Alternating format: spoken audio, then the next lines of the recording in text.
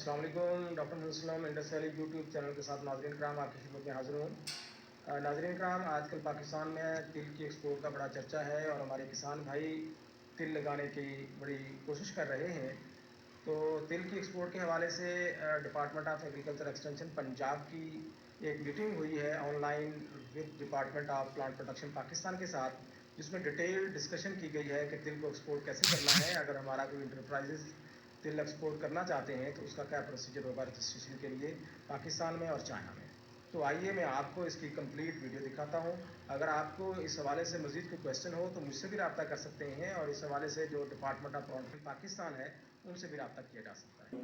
अच्छा, सबसे पहले जो मैंने बताया कि हमारे हेडक्वार्टर जो कराची है वहाँ पे हमारे plant protection adviser and director general बैठते हैं।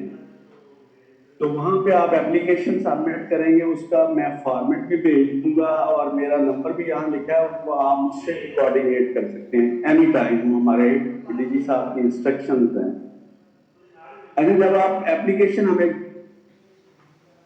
सबमिट करवाएंगे हमारे हेडक्वार्टर में कि हमारी एस्टेब्लिशमेंट को विजिट कर लिया जाए, तो वो इमीडिएटली जो हमारा एक सेल बना हुआ है वो फॉरवर्ड करेगा कंसर्न एरिया के ऑफिसर को। जैसे पंजाब में मैं फोकल पर्सन हूँ, तो वो मुझे फॉरवर्ड हो जाएगी।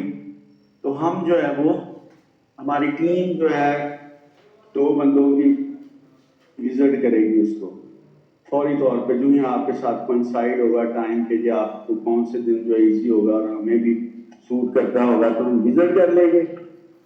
और उसके जो रिजर्वेशंस हैं जीएसी जनरल एडमिनिस्ट्रेशन चाइना की और प्लांट फॉर्मलाइन पाकिस्तान की, उनके मुताबिक उनको गाइड किया जाएगा। अगर उनकी जो एस्टेब्लिशमेंट है, जो उनका पैक हाउस है, जो उनका स्टोरेज है, जो उनका प्रोसेसिंग यूनिट है, जो उनका रॉ मटेरियल फीडिंग एरिया, वो अकॉर्डिंग टू द स्टैंडर्ड हैं, तो उनको हम जो है वो हेडक्वार्टर उनको ओके की रिपोर्ट के साथ फॉरवर्ड कर देते हैं।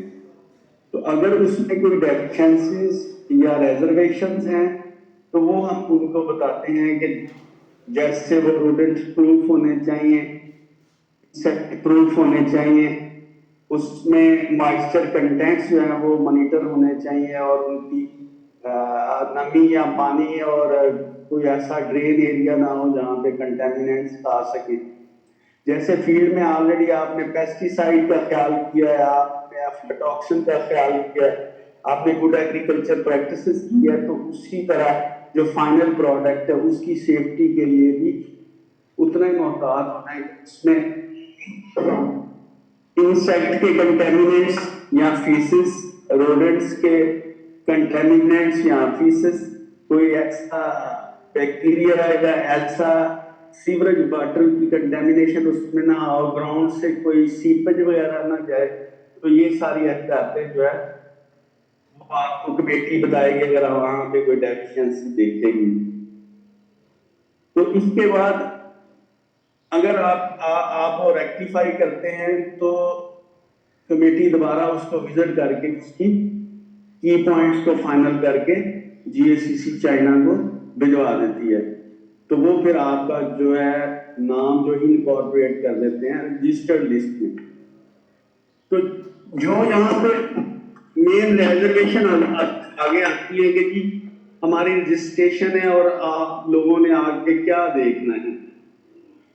तो हमने वहां पे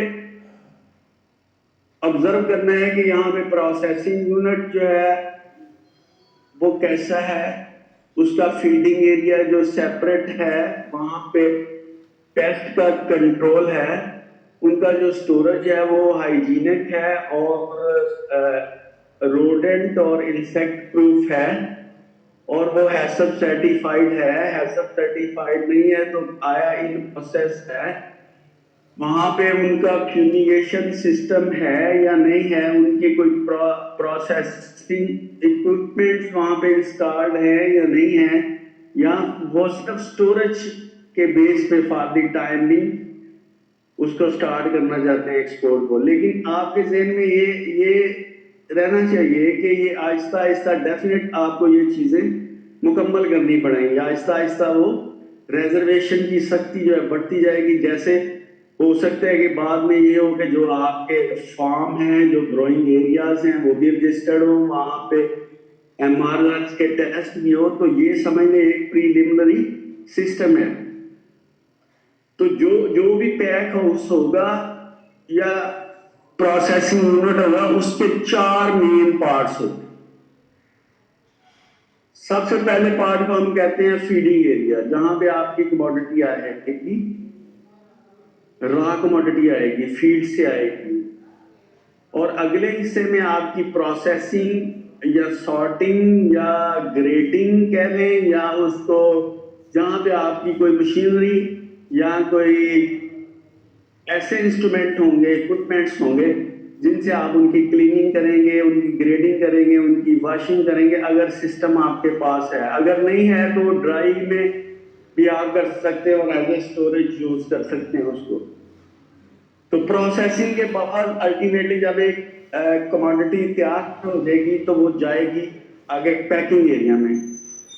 वहां पे पैकिंग एरिया में आप जो है कंटेमिनेशन को अवॉइड हो, वो मतलब नेक्स्ट टू सेंसिटिव एरिया आ जाएगा फाइनल स्टोरेज से पहले का, कि वहां पे कंटेमिनेंट्स ना हो, वहां पे जो फूड ग्रेडेड वाले बैग्स हों उनकी कंटेमिनेंट्स ना आए, उसमें अदर मटेरियल्स ना हो, और उसके स्टैक्स जो है कमोडिटी के वो एक वैरायटी या एक कैटेगरी के हो, उसमें मिक्सिंग ना हो मुख्तलिफ किस्म की। और फिर फाइनली जब उससे आगे ये कमोडिटी मूव हो जाएगी स्टोरेज एरिया में, जहां आपकी कमोडिटी जो है कुछ अर्सा के लिए रहेगी, या जब आपको कंटेनर अवेलेबल होगा तो आप उसको बिल्कुल सेफली एग्जिट करेंगे फॉर एक्सपोर्ट विदाउट कंटेमिनेशन, ताकि उसमें कोई इंसेक्ट, कोई बीमारी, कोई कीड़े की ऐसी बाकियात या वो अलाइव इंसेक्ट या डेड इंसेक्ट उसमें मूव ना करे। और वहां पे आपके पास सिस्टम और एक क्वालिफाइड बंदा भी हो जो मॉनिटर कर सके कि यहाँ पे फ्यूमिगेशन कंडक्ट करवाई जा सकती है और उसकी सेफ्टी जो है वो किस तरह है, क्योंकि फ्यूमिगेंट्स डेफिनेट जो है हेल्थ हैजर्डस होते हैं, तो उनको कोई क्वालिफाइड बंदा ही इस्तेमाल कर सकता है।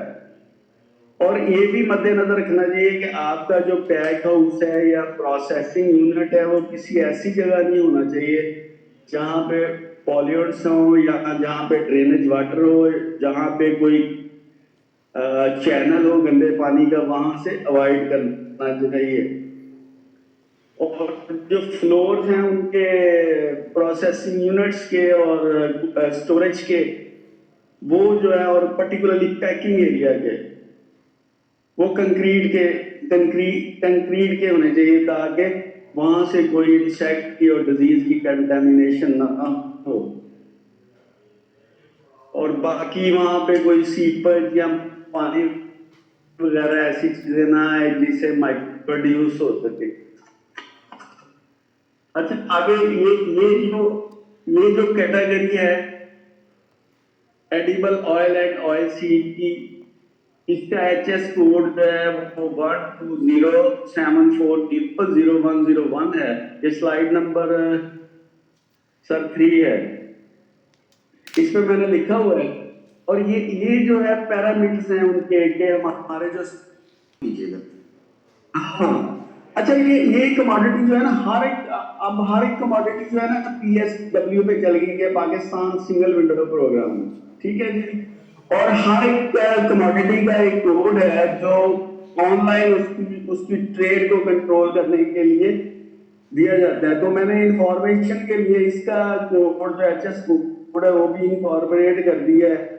और इसकी जो क्वारंटाइन की रिजर्वेशन में मैंने ये भी बता दिया है कि फ्यूमिगेशन की जा सकती है, इसकी ट्रीटमेंट की जा सकती है, इसकी सैनिटेशन की जा सकती है, इसकी ग्रेडिंग की जा सकती है, इसको नमी से बचाया जा सकता है। अगर 10% नमी से ज्यादा हो तो एफ्लाटॉक्सिन्स की मिकदारें जो बढ़ जाती है, जो कि मुख्तलिफ मुल्कों की रेंज है, एक्सेप्टेबल रेंज है। जैसे नॉन एडवांस कंट्रीज में उनकी ज्यादा रेंज हुई है, और जो मॉडर्न कंट्रीज हैं उनकी रेंज थोड़ी होती है, और ये पार्ट पर बिलियन में होती है। जैसे कि पाकिस्तान की जो एक्सेप्टेबल रेंज है वो 20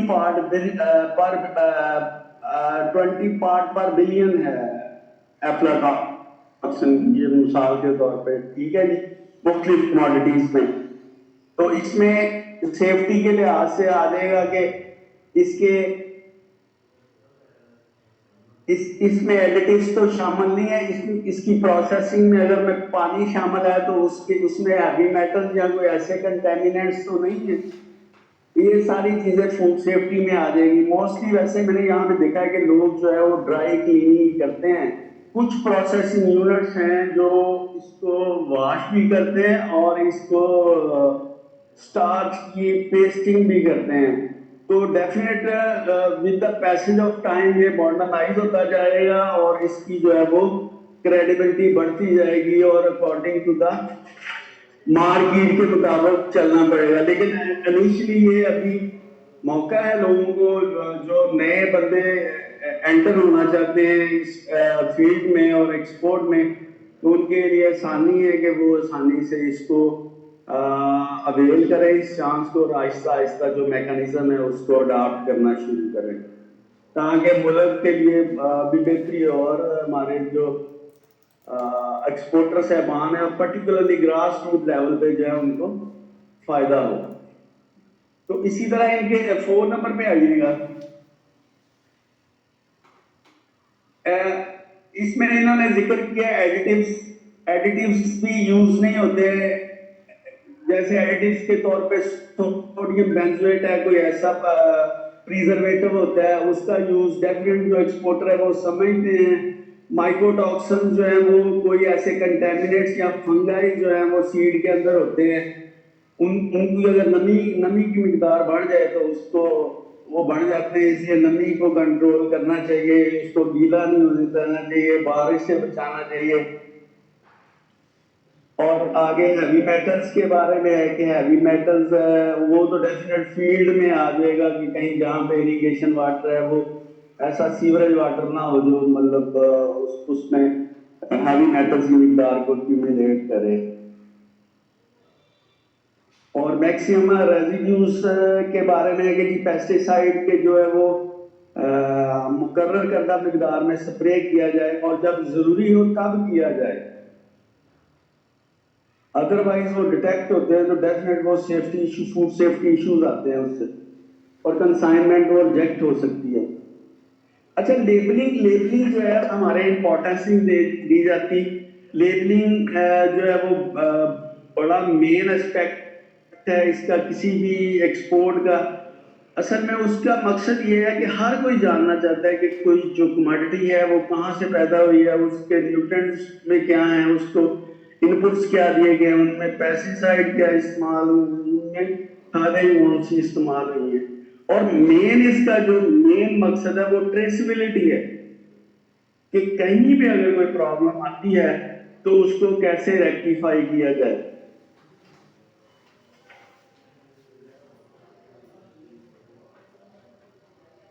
तो ये सारी फूड सेफ्टी की चीजें हैं। बैक्टीरिया के इशू डेफिनेट, अगर गंदी जगह पे पड़े होंगे, कमोडिटी गंदी जगह पे पड़ी होगी, ई कोली और सल्मोनेला बैक्टीरिया आ जाएंगे जो मेन हमारे हेल्थ में डायरिया वगैरह काज करते हैं।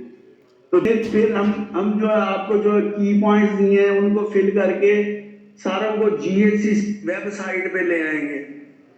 हाँ, ये सारा प्रोसेस करने का प्रोडक्शन में और प्रोसेसिंग में आप जो हमें हैसब सर्टिफिकेशन और आईएसओ सर्टिफिकेशन की तरफ आना है, तो ये चीज़ें हम स्टार्ट करेंगे तो इंशाअल्लाह ताला इनकी तरफ भी हम आ जाएंगे और हमें इनका भी पता चल जाएगा कि क्या क्या इश्यूज होते हैं, हेल्थ इश्यूज क्या हैं, जो सेफ्टी मेजर्स हैं प्रोसेसिंग के दौरान वो कैसे लेने हैं, फायर एक्सटिंग्विशर का जैसे इस्तेमाल है, वहाँ पे कोई ऐसी हेल्थ के इशू हो तो मेडिकल डॉक्टर की अवेलेबिलिटी हो या उसके साथ कॉन्टेक्ट हो। तो ये मेन जो चीज़ें हैं। और फाइनली जब आपका ओके करके वो भेज देते हैं तो एक ये वेबसाइट है नीचे 7वें सफ़े पे मैंने दी हुई है, वहाँ से आप अपना जो है चेक कर सकते हैं, वो फिर आपको इनकॉर्पोरेट कर देगा जब GACC आपको अप्रूव कर देगा DPP के साथ। देखिए आपको जो है मैनेज करना है फील्ड में, वहाँ पे उसमें कोई रेन का इफेक्ट ना हो, उसको टाइमली हैंडलिंग हो उसकी, ठीक है। फिर जहाँ पे स्टोरेज हो वो गंदी जगह ना हो, वो डंपी जगह ना हो, वहाँ पे पानी ना हो, तो इंशाल्लाह ताला वो एफ्लाटॉक्सिन्स के इशू नहीं आते। और एक और खास बात, जो बंदा एक्सपोर्ट करना चाहता है उसे पता हो कि ये A लॉट है, B लॉट है, वो लॉट्स मिक्स ना हो, वैरायटीज मिक्स ना हो। जी इम्तियाज साहब, मैं शायद हुसैन साहब डायरेक्टर एग्रीकल्चर एक्सटेंशन सरगोदा, मैं उनसे रिक्वेस्ट करूंगा वो रिस्पॉन्ड करें। बिस्मिल्लाहिर्रहमानिर्रहीम। जी सर, अस्सलाम वालेकुम सर। सर चूँकि ये एलकी के हवाले से, एक तो मैं समझता हूँ जो हमने आगाही प्रोग्राम शुरू किया है उसमें हमारे इस्लामाबाद से, पंजाब से और मुख्तलिफ जो हमारे पेस्ट वार्निंग के एक्सपर्ट थे उन्होंने बाकायदा ये फील्ड स्टाफ को ट्रेनिंग दी है कि कौन कौन सी जहरें इस्तेमाल करनी है, कितने दिन क्रॉप की हार्वेस्टिंग से पहले इस्तेमाल करनी है। तो हमारी लोकल लेवल पर जो पेस्ट वार्निंग की टीम है, एक्सटेंशन की टीम है, तो सर हमारे काश्तकारों के साथ ज़्यादा राब्ते हैं। अगर किसी को इस सिलसिले में कोई रहनुमाई चाहिए तो हमारे हर जगह पर सर डिवीजन पर दफातर है, डिस्ट्रिक्ट पर है, तहसील पर है, हमारे ऑफिसर मौजूद है। तो इंशाल्लाह ताला हम फार्मर को पूरा गाइड करेंगे। और ये सब मैं समझता हूँ कि चूँकि सरगोदा में तो हमारी दो जो टीमें इस्लामाबाद से आई थी उन्होंने बाकायदा तो इस पर जो एक्स्ट्रा जो स्प्रे हो रही हैं उनके बारे में एक शेड्यूल दिया, उसमें सिट्रस को फोकस किया गया, पहले उसको किन्नू को फोकस किया गया। अब जैसे ये तेल की फसल है, जो भी खाने वाली चीज़ें हैं सर, इन पर एक जो लिमिट तक स्प्रे की इजाज़त दी जाती है, उसके लिए बाकायदा एक जो है वो पूरा प्लान भी हमारे पास तैयार है। अगर कोई आदमी हमसे रब्ता करे तो उनको हम इंशाल्लाह मुकम्मल गाइड करने के लिए तैयार है और इस पोजीशन में उनको गाइड कर सकते हैं सर। तो हम इसको कंक्लूड करते हैं। मैं तमाम पार्टिसिपेंट्स का शुक्रिया अदा करता हूँ, अपना कीमती वक्त निकाल के जो है वो इस वेबिनार के लिए तशरीफ लाए और ज्वाइन किया। और स्पेशली इम्तियाज हुसैन साहब डिप्टी डायरेक्टर DPP, उनका शुक्रिया अदा करता हूँ फॉर टेक्निकल सेशन। और सर हम आपको नेक्स्ट जो है वो तंग करते रहेंगे, तो आप टाइम दीजिए।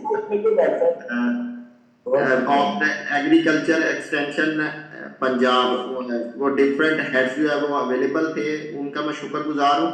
और उनसे रिक्वेस्ट भी है कि आप जो है वो फार्मर्स को इनकरेज करेंगे वो इस इमर्जिंग मार्केट का हिस्सा बने, और जो है वो आपको रजिस्टर्ड एक्सपोर्टर और देन DPP के साथ रजिस्टर्ड करवाएं। एक सॉरी मैं एंडोर्समेंट करूंगा, आपको कट कर रहा हूं।